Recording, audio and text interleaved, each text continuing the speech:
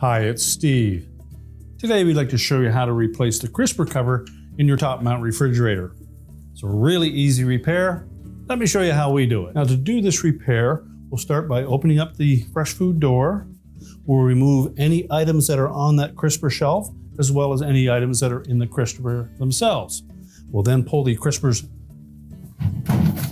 away from the cover, set them aside.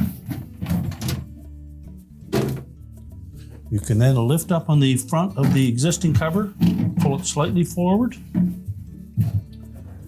and remove it from the refrigerator and discard the old one. Now, when installing the new cover, you'll take note that towards the front, there are a couple of little built-in bumps on the bottom side of that cover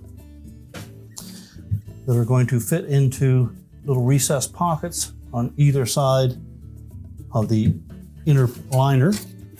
So we're simply going to line that up, slide it back into place until it drops into those little pockets. And then take our crispers, fit them into the drawer slides. Make